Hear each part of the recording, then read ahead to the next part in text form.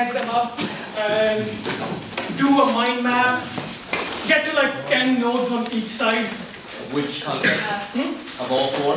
No, just take one sheet of paper each and do both sides of that one sheet. Don't take two sheets. Two different sheets floating around. We're just free associated. Yeah, free associate. Just leaves, no, right? The leaves don't have children. Leaves don't have children. What do they want? They can. Do whatever way you Just like. write words. Any of them? Just pick one, yeah. Coca-Cola. I'll give you 2 minutes, and then I'll explain what this exercise is about.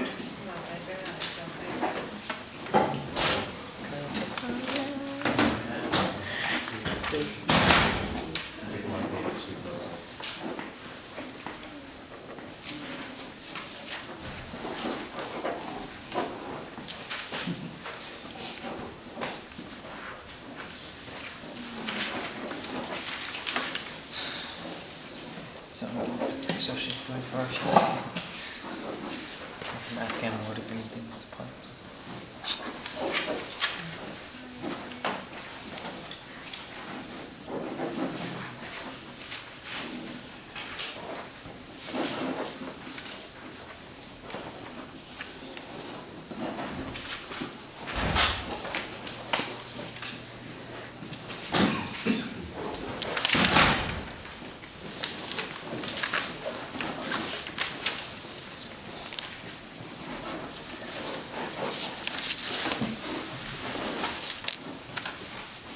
So if you get to about 10 or 15 nodes, stop and flip the paper over and do the other mind map.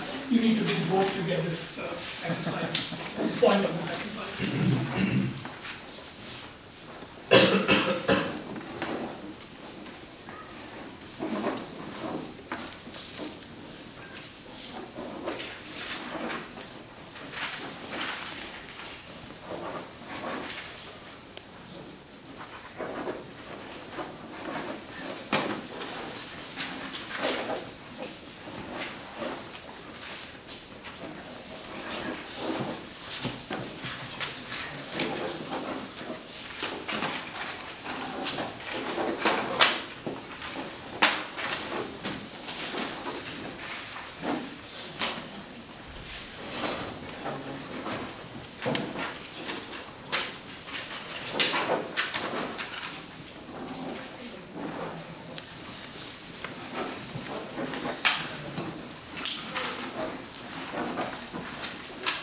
Try to expand to at least 10 on each side.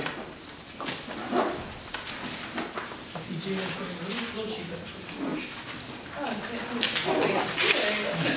They're so cool today. That's beautiful.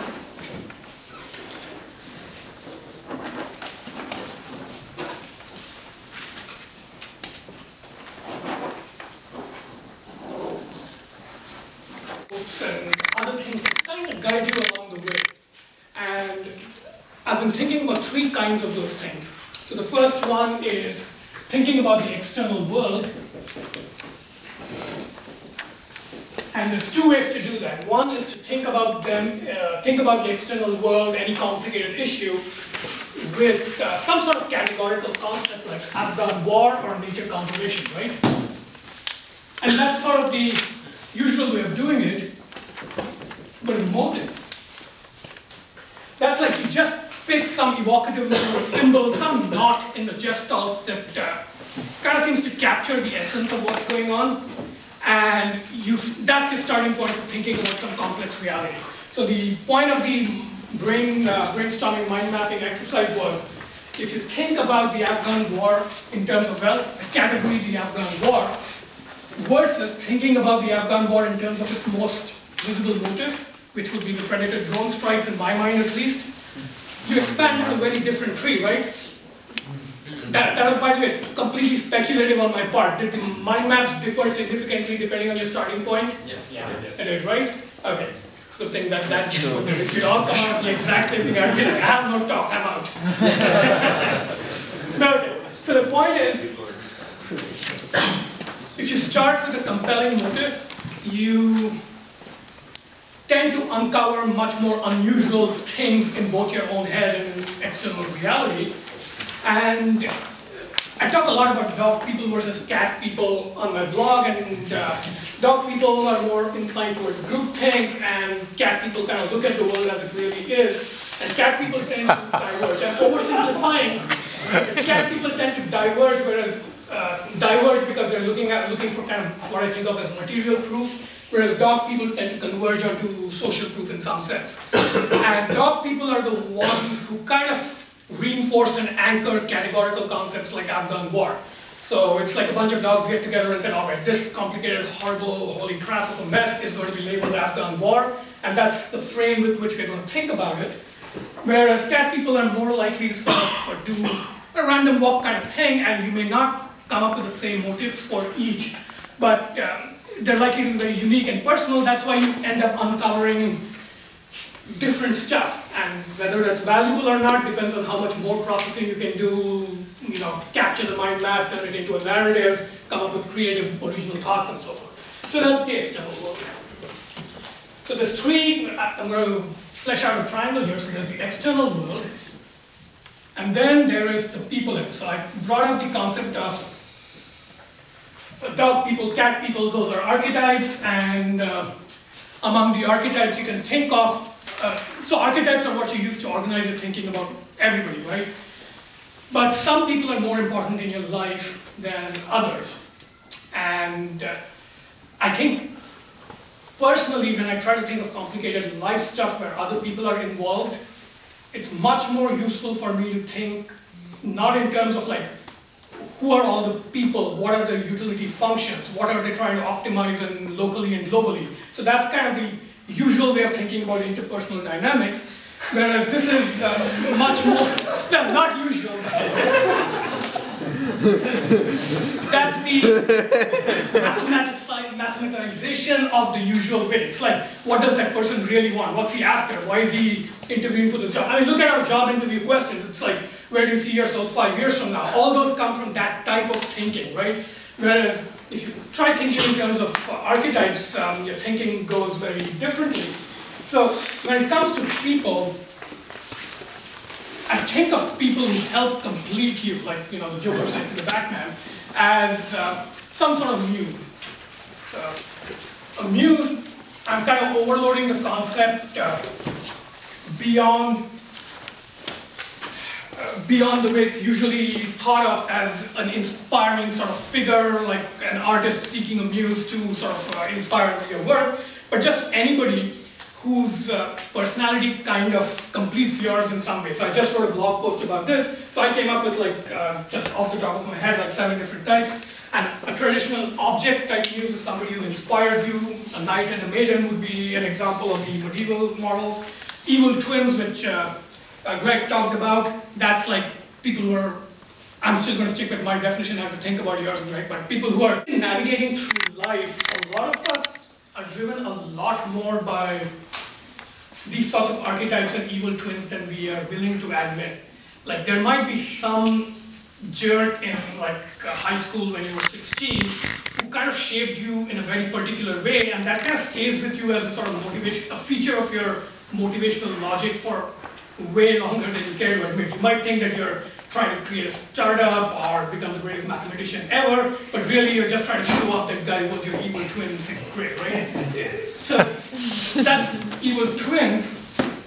And the last one is mascot. So the third element of this, so this is people as in other people, your social environment basically. And the third element of the triangle is you. So these are the three sort of things that kind of float around in any complicated thing you're doing. You yourself, the reality you're trying to interact with, and other people, right? So this is, I'm going to call it I, but I as in mapping to you. And usually this is horribly complex, right?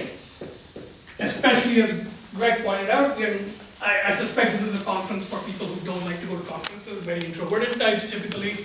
And somewhere between like legitimate self-awareness and hopelessly horrible self-absorption, that describes a lot of us, and we think way too much about ourselves, right? We build up these hugely complicated mental models of who we are, and I find that to sort of snap out of that kind of wallowing in your self-indulgent inside your own head, it's useful to sometimes very reductively reduce yourself to something much simpler, and that's where mascot comes in. So I'm just calling it a mascot because it's the most familiar word today, but there's others. If you've seen Elizabeth Gilbert's TED Talk, she talks about demons. There's like familiars, witches had their familiars, the animals they were associated with, and so forth. So this is like big in mythology, where there's like this reduced symbol of who you are that may represent you, or kind of sort of represent you by being your complement or something like that. So that's your mascot. So if you think about where you are right now, however you think about your life, your next big project, whether you want to retreat to the mountains and get enlightened as a monk, or you want to start a new startup, whatever it is, there's an external piece, there's an other people piece, and there's a mascot piece. And there's a bunch of index cards in every table, so I'd like everybody to take one and attempt to identify, sort of fingerprint your current situation in life right now by just identifying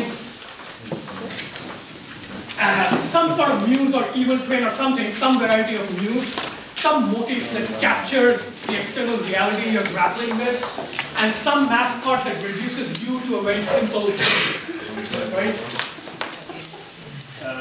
The motif is something like Afghan war, or categorical? Well, okay, let me give you an example that might help, and it'll give me an excuse to show off the one toy I brought here. Many of you wonder why I keep talking about container ships, right? So a lot of people are interested in globalization. That's the categorical thing that they're interested in. I'm also nominally interested in globalization, but I don't attack it from the theme of, Tom Friedman, world is flat, globalization, blah, blah, blah. For me, this is kind of the very evocative motif for what globalization is, the container thing, right? And it seems to sort of be very fertile. So this is, my pet project is thinking about globalization right now. This is my starting point, something like that for you. So that's what a motif is. And for a muse, pick an evil twin, traditional muse like a loved one or something like that. And for the last one, yourself, you just went to the zoo, see if you can think of a mascot.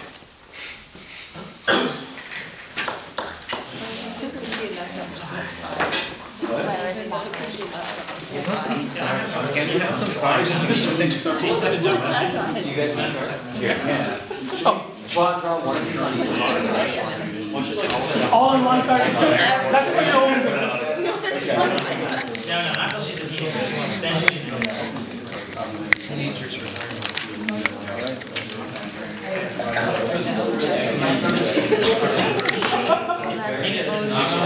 List of what my perfect mate would look like. That whole approach to life, it sort of doesn't work. It's like waterfall planning your life. And but on the other hand, if you just say I'm going to do whatever in an impulsive way, that doesn't work either. So these are to me like sort of the markers and signposts within sort of the life narrative that you're trying to live, and they kind of add the longer-term structure to, well, 80 years on the planet.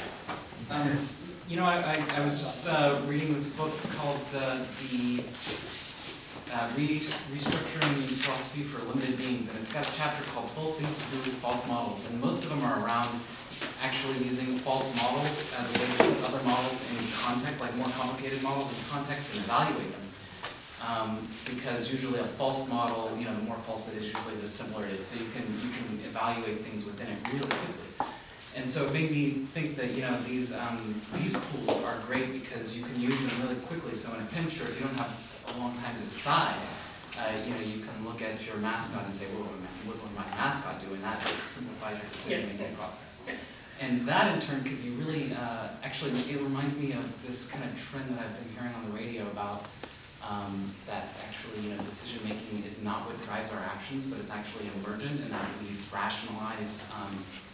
We rationalize our decisions based on what our body does. So maybe if these help us do that faster, maybe it's better. In a sense, the sort of reasoning, planning, goals, and objective setting, that's like, they tend to be sort of lagging indicators of your life actions. So the easiest way to write down your goals and the plan to achieve that goal is to wait until everything is done and you're actually finished, then you can write down the goal and how you the plan to get there.